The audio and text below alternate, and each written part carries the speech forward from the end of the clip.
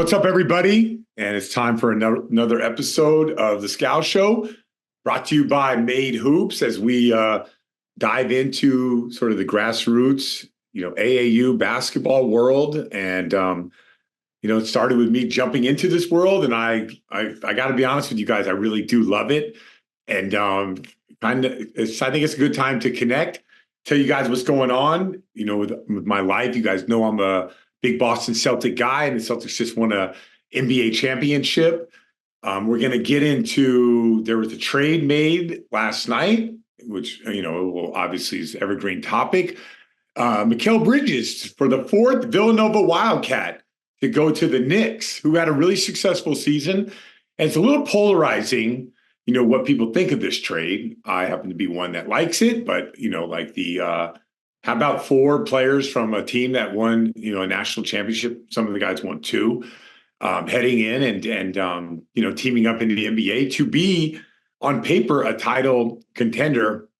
And this is the morning of the draft. The draft is 2 days this year. First round will be on Wednesday. The second round will be on Tuesday. And really just a major shout out to all the families, players, coaches, anyone that's been a part of mentors that have been a part of these kids' lives. And I know 60 players will be chosen. Within 5 years, 15 guys will remain. It's just the law of averages. Some guys will get drafted, think it's the greatest day of their life, and they could be cut a month later. It's just the way it goes. But still, when you think about it, they have your name called and, have a team or sign a contract, and some of the top picks will sign, be financially secure for the rest of their life. I think it's a big deal. And I think it's just more of a shout out to giving the recognition to all the people that have done the work behind the scenes to get them to this point. So I'm going to catch you guys up. So Celtics win a championship, and what a week for me. I got to be honest with you. They were so good, I never thought they weren't going to win. There's no way I thought any of the teams that they're playing against. It's not like I thought this beforehand, but when you stack them up, all right, Miami, that Miami team that's banged up isn't going to beat them. Then you go to Cleveland, and then you watch Cleveland, you're like, maybe, but then guys start falling, and you're like, no way. I don't know what has to happen for them not to win. Indiana gave them the best battle. 3 of the 4 games, Indiana had the game in hand. I think they had over an 85% winning percentage, a chance, it's win probability.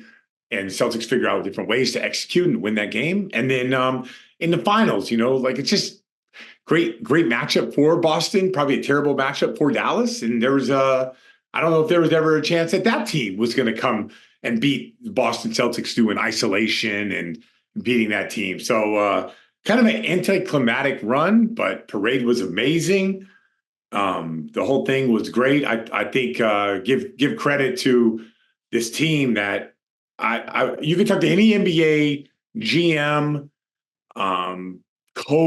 coaches, workout guys. They'll tell you that most journeys have pitfalls and traps that you have to navigate through, and tough times, and personal leaves of absence, and everything kind of has things that you have to navigate through. And for the most part, it was very little drama on the Boston Celtics, and very little challenging series that they had. I don't know if the outside people looked at it the same way, but Dan, did you, I'm talking about my man, producer Dan, did you see it the same way that I saw it, or am I too far in the weeds? Well, I mean, having worked at Regional Sports Network before, it's hard to look outside of the bubble when you're in it for 82 games plus the playoffs. I remember, when I was in DC, those John Wall, Bradley Beal Wizards teams that never made it out of the second round, but thanks to Kelly Olynyk one year, it just seemed like they had everything. This Boston team was different, though, I think, from the beginning. And then you look at statistically, they were historically good when you look at advanced metrics and all those things, built in the way that we know the NBA is played now, which is versatile wings, tough defense. I mean, one of the best defensive backcourts in recent memory. And from my point of view, it goes back 10 years. It goes back to the trade with the Nets, essentially, that this team started to get built, because that gets you Tatum and Brown. Incredible job getting Derek White, Jrue Holiday, not only going from a contender in Milwaukee to Boston, but weakening the Bucks, strengthening the Celtics. The Porzingis trade was great. It's just all around an incredible job of team building. They have some salary cap stuff to figure out now, as kind of happens in the new age of the NBA with CBA, but I just love the way the roster was constructed. And I look at that, like, as we kind of tie in grassroots and stuff, there's the guys who were clear, like, day one top guys. Tatum was a top guy in his class. Jaylen Brown was a top guy in his class. Kind of an interesting path for him, though. I remember I was covering Maryland in, I guess that would be 2016. I was in Spokane, Washington. That Cal team lost to Hawaii, and Jaylen did not play well in that game. And I remember going into that draft, it was like, I really think he's an interesting guy. He's, this was when, like, Kawhi was really ascending. You're like, you see some of that in him, but why did he have a tough time with Hawaii? Like, it just made no sense.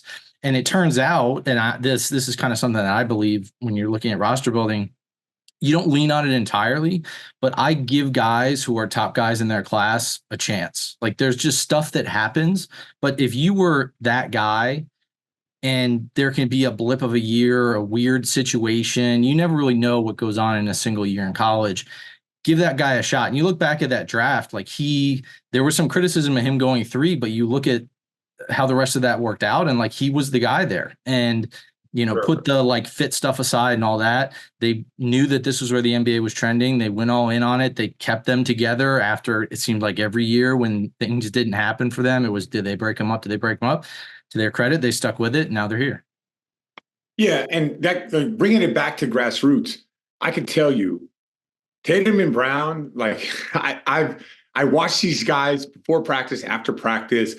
They are the most consistent workers I have ever seen. I think, like, Steph Curry blew my mind when I coached the Golden State Warriors for a year. Watching Steph work was like, how is this guy able to do this? His conditioning, like the way that he would do his workouts, like he could shoot like 300 shots in a row and not get tired. Like, I would shoot 30 in a row and be like, man, my arm is hurt, right?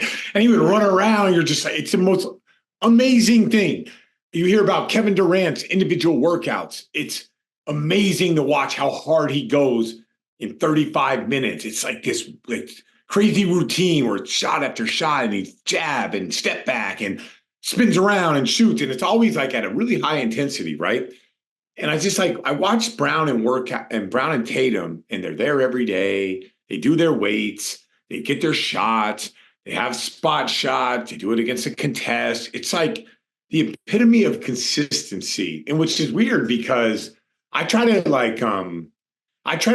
pass that on to the guys who I coach. And it's like, there's no magical formula here. I'm not like some guru that has all the answers, right? The answers are, take a few things that you really like and do them all the time, and do them with like a little bit of an edge. You can't go half speed.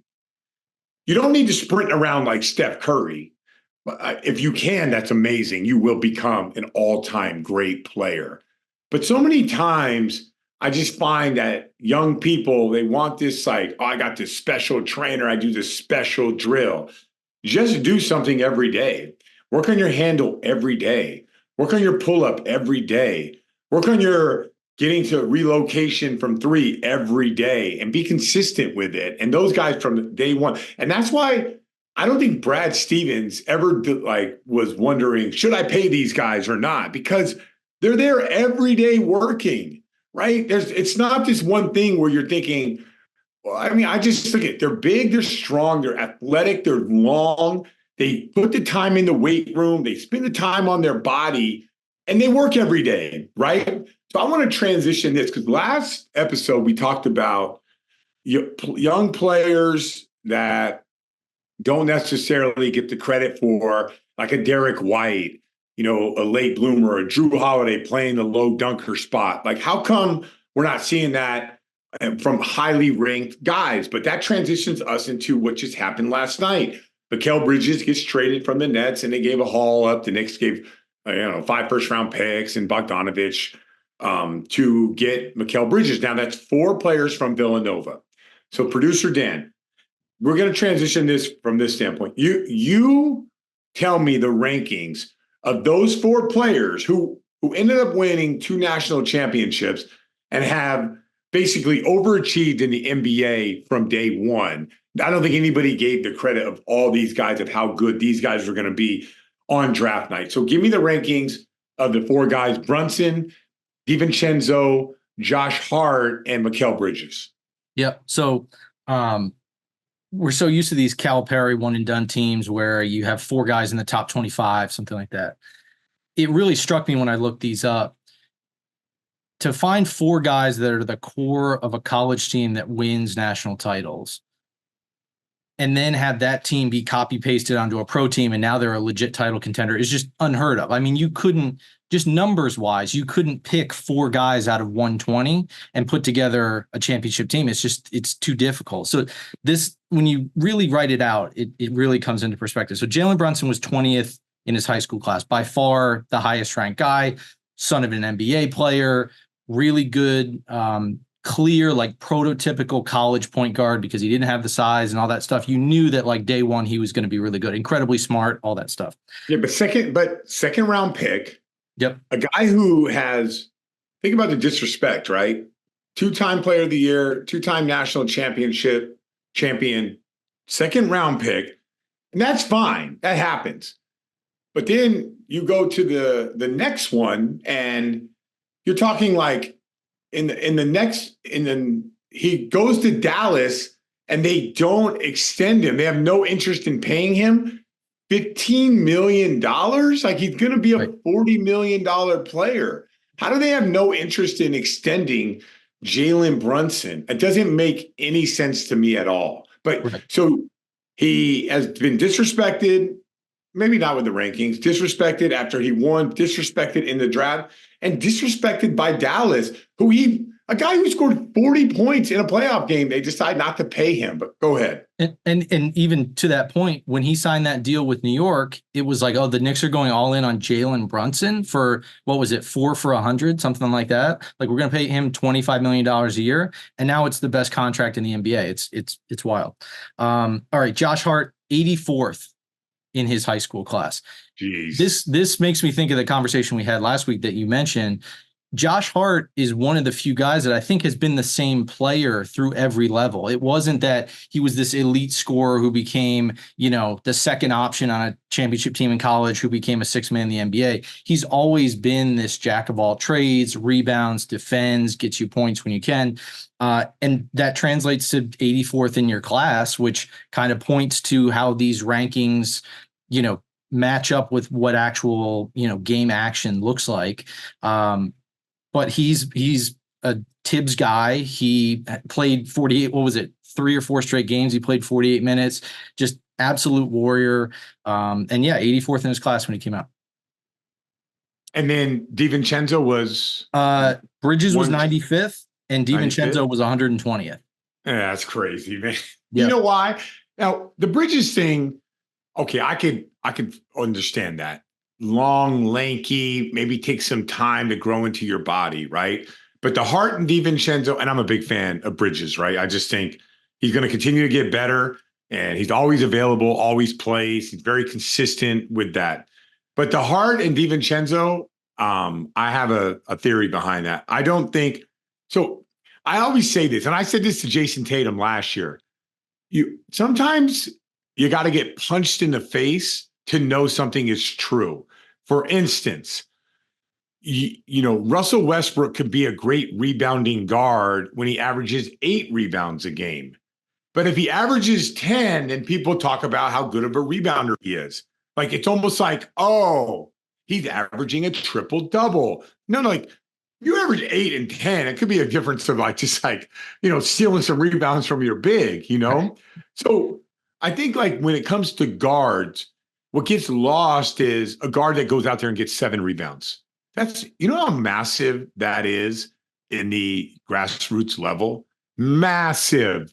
You got a guy that can stretch the floor, let's say he's a little bit versatile on the perimeter. He can get to the free throw line and he can defend and rebound. So where I think like the rankings won't carry through when the guy that doesn't, maybe he doesn't get 12 rebounds a game, or he doesn't get 8 offensive rebounds, something big, right? Something that punches you in the face. But like if Hart gets 2 offensive rebounds and 5 defensive rebounds, that is massive in this world. Rebounding, especially with some of the terrible shots that some of these teams take, like sometimes their offense turns into chuck and duck where you're expecting the bigs to offensive rebound. And that's probably one of your best offenses. So having guards that can rebound is massive. DiVincenzo, another underrated rebounder. And now this is not me developing these guys into rebounders, but one of the better attributes of my team, and when I talk to college coaches, they never bring up the fact that my guys can rebound the ball.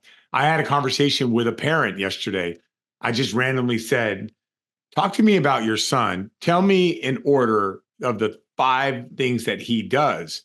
He didn't even mention rebounding, right? It was like, you guys got to understand, like if you can knock down a 3, you can defend your position, you can rebound, you're a valuable player. You're going to be a valuable player for my team. You're going to be a valuable player for whatever college you go to. And college coaches are going to say, I got to play this guy because, with bigs getting stretched out to the perimeter, you need guards that can rebound the ball. So the big area of emphasis, I wish people would value it more. I think in the league, and you can go back to my Boston Celtics, go look at the rebounding. When they rebound the ball, they're really tough to beat. So rebounding is a massive part. Guards rebounding is a massive part, or wings, let's call them wings. Rebounding is a massive part of the game. And I don't think, so for all you kids out there or coaches or parents, and if you want to tell your son or daughter areas to improve, tell them to hit the glass. Tell them to get all over that glass. That's a big deal. If you want to tell them to shoot the ball, I don't really have a problem with that. But first and foremost, go get a rebound. Defend your position. And then shoot the ball with some confidence, right? And I think hopefully us as educators and more people we talk to or more coaches we talk to, we can bring up and highlight the rebounding side of the ball. And I'm pretty sure if I went back and watched Villanova's run or looked at some of the stats in Villanova's run, they would show that, DiVincenzo and Bridges and Hart, hit the glass really hard. And there's a reason why they won 2 national championships. Yep. And just to put a cap on that, the biggest play of that Knicks run, the DiVincenzo shot against the Sixers, that came because they extended that play. So correct. With an offensive rebound. So it pays off. Yeah. Big part of the game, especially as the game is shifting and 7-footers are taking threes, which means 7-footers are away from the basket. There's a knack for the ball that people have to look at. And hopefully people will start looking at that and people will get highly ranked, and give Jay Wright all the credit in the world. Like you mentioned it, that group, it would be really hard to build a national championship team with guys ranked from 25 to 120, let alone like that. Now that team is now in the NBA, and there's, like Mitchell Robinson, and maybe they get Hartenstein back, and I'm a big Deuce McBride fan, and like those guys too, but their core group of guys are not highly ranked guys coming out of high school. They're guys that kind of fought their way. And I think they got something really, like if the Knicks could say, I should mention OG Anunoby as well. If the Knicks can stay healthy, it does make the Eastern Conference a lot more interesting. All right. So last part to wrap up here is like for all the parents, coaches, everybody, congratulations on tonight's night. Whether your son is drafted or player or whoever is drafted 1 or 60th and everywhere in between, I hope you celebrate the day and understand that it's a great day and you should feel proud and appreciative of it. And also for everyone that's not drafted, it's also a great day. I'm one of these guys that think you're not just motivated by the praise and love. Sometimes you're motivated by reality of where you're at. And the margins in this game are so small.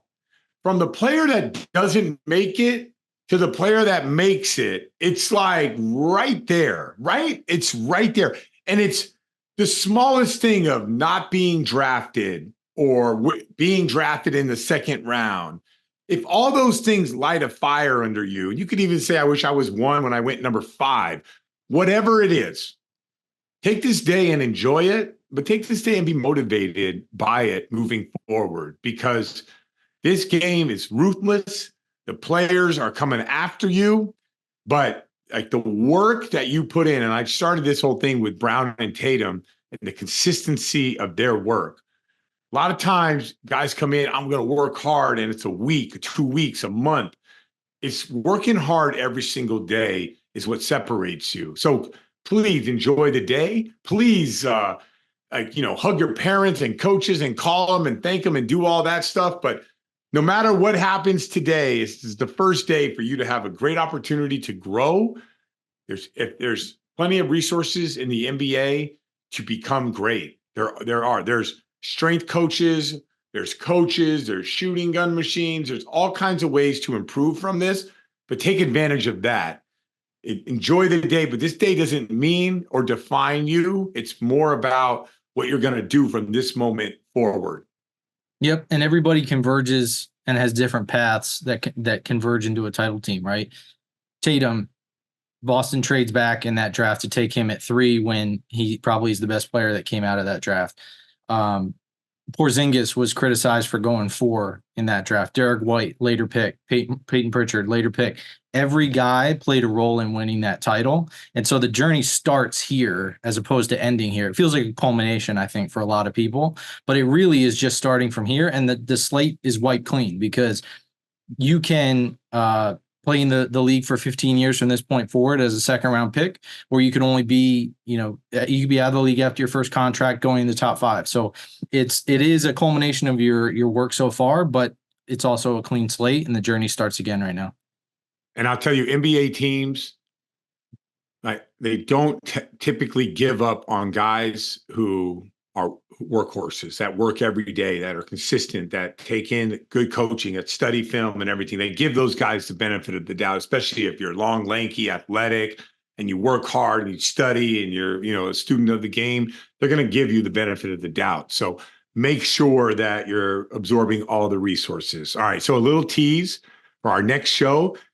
Producer Dan, get your schedule ready, because I'm going to get my schedule ready. All right. Because July is around the corner and it's about to go down, right? Like we're talking big suitcases and long road trips, because we're all in. But just a little tease for next week's show is my schedule, where I'm going to be, what I'm going to be doing. And also, I want to dive into this. I started an AAU team, and I never thought that this was going to happen. But, I started that as a coach that stands there and folds my arms and tells them what to do. And I've really transitioned into, I have practice in an hour, and I'm super pumped about being around the guys and challenging them. And I do still lay into them, but I do it from a place of love, and they all know I got their back. And I've accomplished a lot in my life. I do a lot in my life, and this has been pretty rewarding for me. But we're going to dive into all that on the next Scal Show. So, like I said, for all the NBA draft picks, congratulations. For all the people around them, congratulations. And you guys have any of your travel stories or whatever, hit us up however you can, and we'll try to get the schedules all out there, because it's going to be a tough time for everybody out there. But if you really love it, it's all worth it.